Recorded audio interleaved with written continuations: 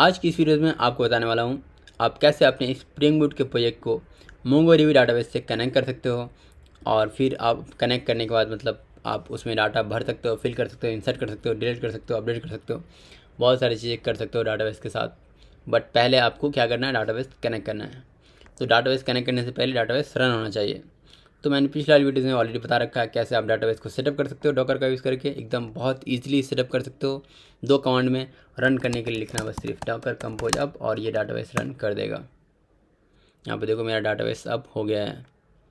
अगर आपको ये चीज़ें नहीं पता चल रही कि ये क्या हो रहा है यहाँ पे, तो आप पिछला वीडियो देखो जहाँ पे मैंने बताया कि डाटाबेस कैसे सेटअप कर सकते हो।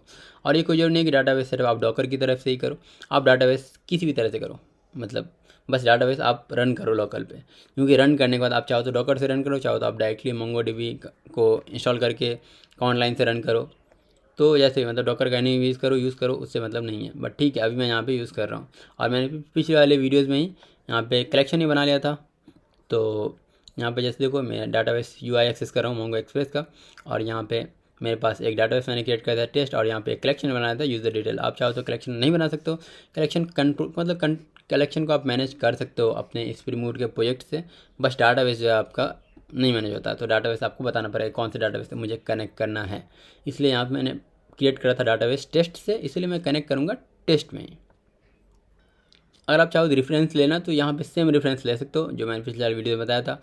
यहाँ पे देखो, जब भी आपको ऐड करना है किसी भी स्प्रिंग बूट के प्रोजेक्ट में मोंगोडीबी को, तो ऐड करने के बाद सबसे पहले तो आपको रन करना है। तो रन तो मैंने करके आपको दिखा दिया है कि रन आपको कैसे करना है। डॉकर कंपोज से रन कर सकते हो तो वैसे रन करना, नहीं तो आप दूसरे तरीके से जानते हो तो आप दूसरे तरीके से रन कर लो। डाटाबेस रन करना है आपको, डाटाबेस रन होना चाहिए लोकल पे और दिखना चाहिए कि आपका रन हो रहा है। ठीक है, रन कर लिया मैंने। अब रन करने के बाद क्या है, आपको कनेक्ट करना है डाटाबेस को। कनेक्ट करने के लिए क्या करना है आपको, कनेक्ट करने के लिए आपको प्रॉपर्टीज़ फाइल में, स्प्रिंग बूट की प्रॉपर्टीज़ फाइल होती है एप्लीकेशन डॉट प्रॉपर्टीज़, चाहो तो आप YAML फाइल में भी चेंज कर सकते हो, तो एप्लीकेशन डॉट YAML। उसमें आपको कुछ इस तरह से लिखना है। यहाँ पे स्प्रिंग जो होता है वो टॉप होता है, तो यहाँ पे देखो आपको इस तरह से लिखना है।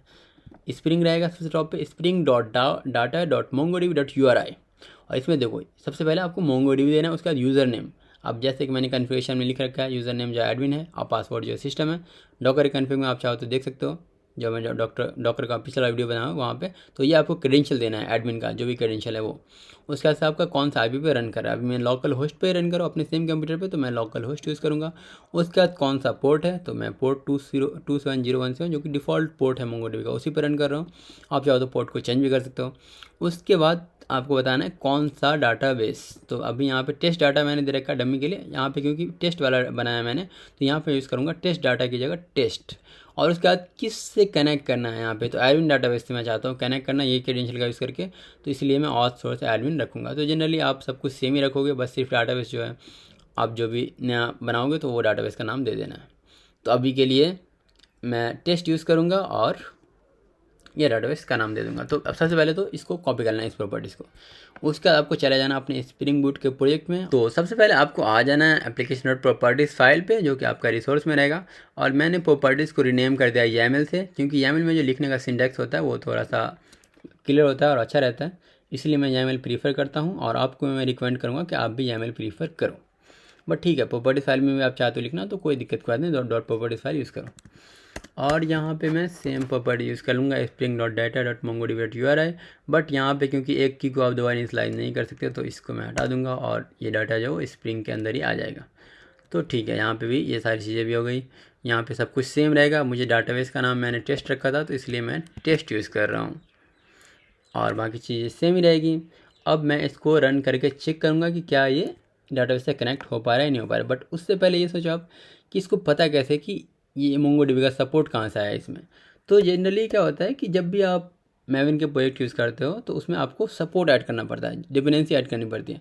अभी ये मोंगोडीबी को जानता नहीं कि मोंगोडीबी क्या है नहीं, तो मोंगोडीबी का सपोर्ट के लिए मुझे pom.xml फाइल में मोंगोडीबी का सपोर्ट ऐड करना पड़ेगा। तो यहाँ पे मैं फिर से आ जाता हूँ pom.xml में, और यहाँ पे मैं सपोर्ट में ऐड करूँगा, मतलब डिपेंडेंसी ऐड करूँगा मोंगोडीबी की। बट डिपेंडेंसी कैसे ऐड करूँगा, उसके लिए आपको कुछ नहीं करना, बस सिंपली गूगल पे जाना है और सर्च करना मोंगोडीबी स्टार्टर डिपेंडेंसी या फिर स्टार्टर मैवन, कुछ भी सर्च करो, आपको टॉप पे मिल जाएगा मैवन रिपोजिटरी का लिंक। तो यहाँ पे आ जाना आपको spring boot starter data MongoDB, और यहाँ पे जो सबसे लेटेस्ट वाला वर्जन है वो आप चूज़ कर सकते हो, जो भी स्टेबल है। यहाँ पे देखो 3.4.4 स्टेबल है, तो इसी को चूज़ कर लेता हूँ। वैसे स्टार्टर वगैरह में जो वर्जन मैटर नहीं करता, इसको सिंपली कॉपी कर लेना है, और कॉपी करने के बाद यहाँ पे देख सकते हो कॉपी हो गया क्लिपबोर्ड पे।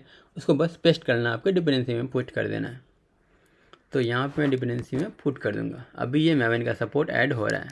जैसे इसको सेव करोगे तो जैसे ही चेंज होता है, तो देखो मैवन को बोला है रिलोड करने के लिए, तो मैं रिलोड कर देता हूँ और ये मोंगोडीबी ऐड कर देगा, मोंगोडीबी का सपोर्ट। उसके बाद अब मैं इसको रन करूँगा और चेक करूँगा कि क्या मेरा डाटाबेस कनेक्ट हुआ है। तो रन करने के लिए आपको @Spring Boot एप्लीकेशन से रन कर लेना है, और रन करने के बाद आप देख सकोगे कि मेरा डाटाबेस जो है वो कनेक्ट हो गया है। यहाँ पे आप मोंगोडीबी का जो है वो ड्राइवर देख सकते हो, मोंगोडीबी का ड्राइवर है, क्लाइंट जो है, और यहाँ पे थ्रेड जो है सक्सेसफुली कनेक्टेड हो गया। यहाँ पे उसकी कुछ इन्फॉर्मेशन आप देख सकते हो, मतलब कि मोंगोडीबी का मैंने क्लाइंट ऐड कर लिया है। अब आप डाटाबेस को यूज़ करके सेम डाटाबेस को और आप मैनिपुलेट कर सकते हो डाटा आगे। तो क्योंकि सिर्फ डाटाबेस तो ऐड करोगे नहीं, तो आगे बताऊँगा आगे वाली वीडियोज़ में कि कैसे आप इस सेम डीबी में जो कलेक्शन मैंने बनाया था यूज़र डिटेल्स का, उसमें कैसे आप यूज़र की डिटेल इंटर कर सकते हो, कैसे आप यूज़र की डिटेल रिट्राइव कर सकते हो गेट करके यूज़र नेम से हो या फिर किसी और फील्ड से हो, और कैसे आप अपडेट कर सकते हो डाटाबेस में। तो ये सारी चीज़ें बताऊंगा नेक्स्ट वाली वीडियोज़ में। आज की वीडियो में आप समझ गए हो कि कैसे स्प्रिंग बूट को डाटाबेस से कनेक्ट करना है मोंगोडीबी से। और जनरली कनेक्शन जो होता है वो ऑलमोस्ट सेम होता है सारे, मतलब डाटाबेस में। या भी मोंगोडीबी से कनेक्ट करा है, आपको अगर पोस्टग्रेस से कनेक्ट करना था तो भी ऑलमोस्ट सेम ही रहता। आपको अगर कनेक्ट करना होता MySQL से तब भी ऑलमोस्ट सेम ही रहता। तो इस तरह से जो होता है बहुत मतलब ईजी रहता है कनेक्शन बनाना स्प्रिंग बूट में। बट ठीक है, अभी के लिए आपको आ गया होगा समझ में कि कैसे जो है आप स्प्रिंग बूट और मोंगोडीबी को कनेक्ट कर सकते हो। तो मोंगोडीबी डाटाबेस से आप अपने स्प्रिंग बूट प्रोजेक्ट को अब आप इजीली कनेक्ट कर पाओगे। आज की वीडियो इतना ही, मिलता है आपसे नेक्स्ट वीडियो में, तब तक के लिए बाय बाय।